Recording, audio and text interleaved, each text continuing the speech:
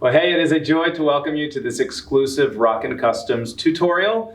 And today what we're going to be looking at is a two-part series on learning the basics of playing piano. And so what I want to look at right now is going to be a chord-based system for reading and playing piano.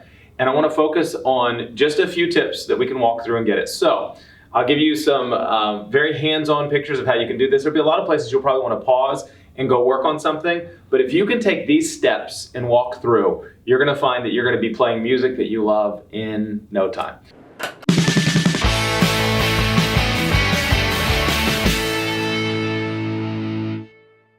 So the first one, I'm going to start from the place pretending like you've never even seen a piano before. So as you come in and do this, we're going to walk through a little bit at a time. And a little bit about me. I actually learned the piano by ear, just in my church and around my family. Was at a place where I didn't know, but I would hear songs on the radio and then sit down and try to pick it out on my grandma's piano when I would go to her house, not even knowing what I was doing.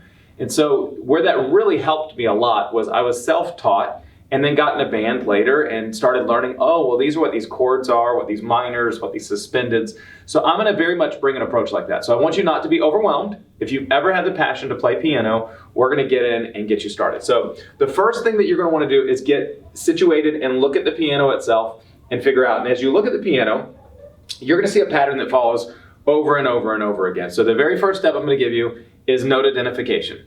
Okay, so you're going to look down on your piano and you see a group of 2 black notes followed by 3 black notes, 2 black notes, 3 black notes. So what I want you to know is this whole piano, this whole 88 keys, is just going to be the same 12 keys over and over and over again. And as we follow them, typically where we're starting on this note C, that's going to come, and it goes from C to C, right? From C to shining C. That's where we're taking our stuff. So as you walk C, D, E, F, G, A, B, C. So if you're thinking through, especially if I'm ever teaching children, I'll point out with the alphabet, hey, A, B, C, D, E, F, G. We'll go as high as G. And then as we look, those are going to be your notes. They're going to repeat over and over again. Okay, so I'm gonna put a chart up for you where you can kind of check that out. So these are the white notes that you're gonna get. The black notes that are gonna follow, and again, there's so much music theory, we can go so many levels deeper than this, but I'm gonna give you the very basic. At this basic level, what you need to know is these black notes are gonna be called your sharps and your flats. And as you look at them, I'll show you a picture. The sharp actually looks like the number sign or like a tic-tac-toe sign, okay? And literally what that means is it's coming in sharp or just above a note. So if you're looking at the picture of what it means to be sharp, think about being in school. Somebody being sharp means they're smarter than everybody else, right? Something coming in sharp then is going to be just ahead. So if you're looking at your piano as if it's a race from one point to the end, then to be sharp, if this is C, then this is going to be C sharp, right? It's coming just above. If this is D, then this is D sharp. We come up to this note F. If this is F, then just ahead of it, F sharp, and so on. The other one is flat, and the flat actually, it looks like, if you're looking at it, a little b, like a lowercase b. And so flat, if you think about going to play with a ball, I remember being on the playground, you go play with a ball. If you ever play with a ball that was flat, it was the worst thing you could possibly ever get. It's not going to go. If you ever took a basketball that's flat, it's going to hit the ground, it's not quite going to come back up. So again, using this race analogy to get a picture, if this is a race from the beginning to the end, from this C to that C, and we're here at G, well then just back, just flat, right? Holding us back a little bit is going to be G flat. And so what you're going to notice with these notes is all of these black notes have 2 different designations. So this note right here is going to be C sharp, but D flat. Because again, if we're looking at it in relation to C, it's sharp, but in relation to D, it's flat. So again, note identification, C, D, E, F, G, A, B, C.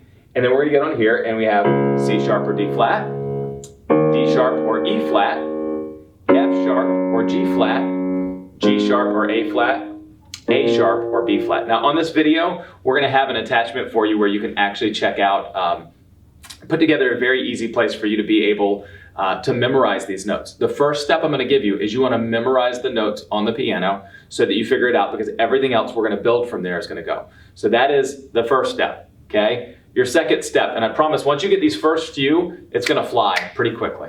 The second step is we want to start to move scales. When we're looking at scales, a scale is any note on the piano up to that next note, an octave meaning 8, right? Going up, so from C to C would be a scale. So we've gone a full octave here rather. Now looking at a scale, it's going to be the 8 notes that make C. I'm going to use C as an example first because it has no sharps or flats. It's not using any of the black notes there. So if I'm starting the 8 notes that I'm looking at on my scale, my octave, C, D, E, F, G, A, B, C. Now you might do that and be like, whoa, I'm amazing at the piano, I can do this. Until you get up and you're like, I'll try it on E. And you start playing and it doesn't sound good. Whoops, that doesn't work. Because again, C is the only one where you're not using any of the black notes. So what I'm going to teach you is a pattern. Most of this that you're going to learn, and I love this because you can teach this to kids at the youngest point. I'm going to teach you a pattern based on whole steps and half steps. So as you're looking at this on your piano, a half step is any step on the piano to the very next note. So think of what's touching. So from C to C sharp, that's a half step. Because you can see this is closer than just going to D. Okay, so a half step would be from C to C sharp. Oh, that's Jaws, there we go, awesome. A half sharp would be coming here from E flat to E. But also, if you look right here between E and F, the half step is between because there's no black note separating those. So those are half steps. A whole step, again, let's just go to some basic math. 2 halves make a whole. So anytime you take 2 half steps, you're making a whole step. So if I'm looking, half step from C is from here to here. A whole step, we're gonna go 2, 1, 2. So this would be a whole step, okay? So now as you look at that, there's a pattern that we're gonna follow to get your scale. You're gonna hit your starting note, and then we're gonna go whole, whole, half, whole, whole, whole, half. So you hit your starting note, and then it's 2 wholes, a half, 3 wholes, a half. So note, whole, whole, half, whole, whole, whole, half. If you do that anywhere on the piano, you're gonna have a scale. So I'm gonna show you, this is where it starts getting fun. So we're gonna take this note A, which we've learned before, and now we're gonna get the A scale by taking first, remember, starting note, whole, whole, half, whole, whole, half.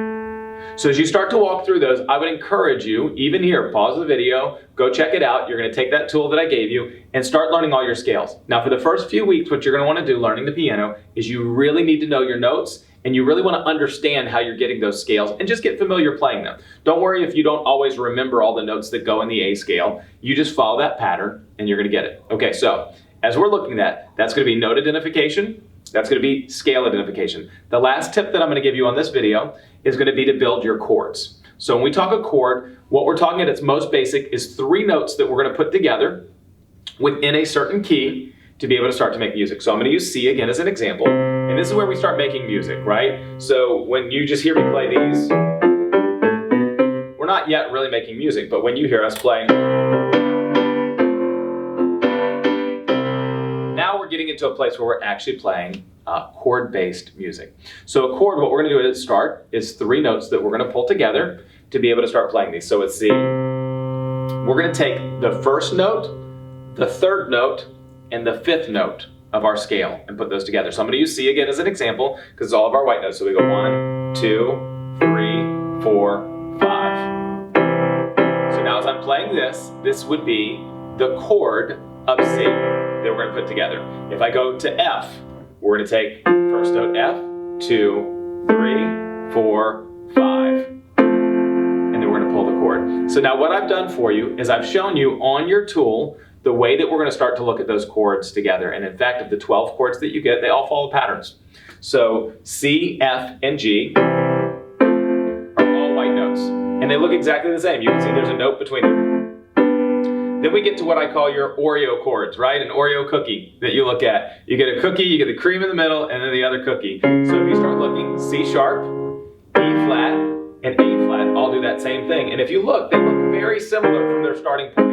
It's a really easy way for us to be able to learn it. Now, the third kind that you get is what I wish they would make and put on the shelves. It's called a reverse Oreo. Reverse Oreo goes cream, cookie, cream. Man, that would be delicious. But if you look, you've got, starting with D, we've got a white note, black note, white note, D, E, and A follow those. So quick recap there. Our all white notes are C, F, and G. Our Oreo chords are C sharp, E flat, A flat, And then our reverse Oreos are D, E, and A. And that leaves us, that's already 9 chords. I've got a tool where you can look at that. We've got them highlighted where you can print that out, check it out. It'll be easy for you to learn. So that's 9 of our 12 chords, and then there's 3 standalone chords. And even when you look at those, they kind of follow a similar pattern because you're gonna look and they do 2 different things. So one is gonna be B. A B is 1 white note, 2 black notes. B flat is 1 black note, 2 white notes. So kind of think of those as the reverse. And then the last one that you get is one that's all 3 black notes. That's F sharp. And so when we get into F sharp, it's there. So I know that's a very quick crash course, but what I encourage you to do is now take that with your notes, your scales, and your chords and spend a few weeks getting familiar with that. And then in part 2, we're going to talk about how to build flourishes from there and to start making music. Can't wait.